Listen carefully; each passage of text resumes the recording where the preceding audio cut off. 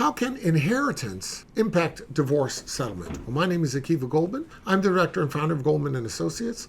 Our firm has a primary focus on family law issues here in Michigan, and today we're going to continue our video series designed to educate and inform the public.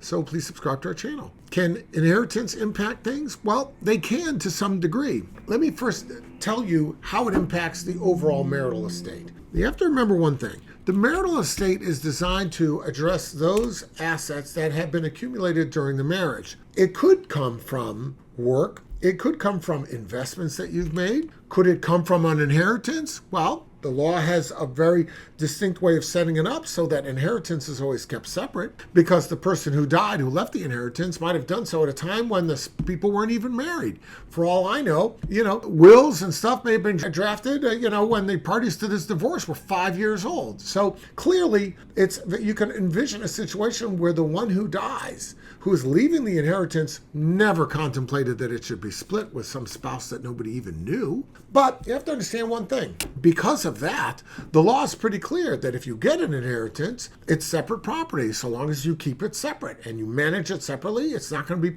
part of the divorce equation. However, if you don't keep it separate, if you don't manage it as a separate and distinct asset, but if you commingle it with the marital asset, let's say you take the $100,000 that you've inherited and you put it in your joint bank account with your spouse. There's a strong argument to be made that what you've done is you've made a gift to the marriage. You've commingled a separate asset. You've now made it a marital asset, and you can expect that it's going to be in play. Years down the road, when they look at that account, they're not going to say, oh, we're going to take $100,000 out of it plus interest because that was originally funded by your inheritance. And then the court's not going to do that. The court's going to look at what's in the account and split it. Which means if you expect it to be separate asset, you got to treat it as a separate asset. You've got to keep it as a separate and distinct piece of property. Now, can it impact the divorce settlement as an overall proposition? Well, it can in this sense. Let's say it's kept separate. Let's say you got a $500,000 inheritance and that's kept separate, and now you've got the marital assets that you're dividing up. Well,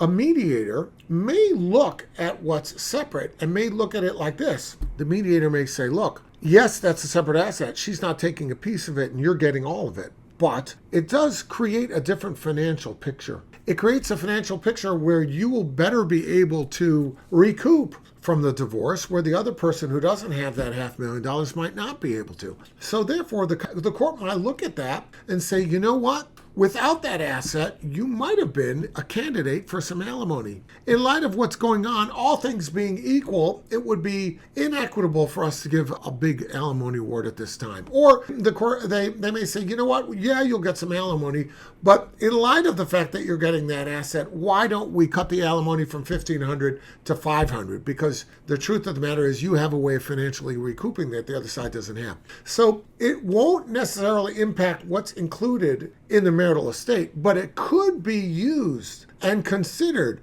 when we look at other issues and when we look at whether or not the parties will be able to financially recoup their position after the divorce. If you have any questions about your case, reach out and we'll be glad to help you out.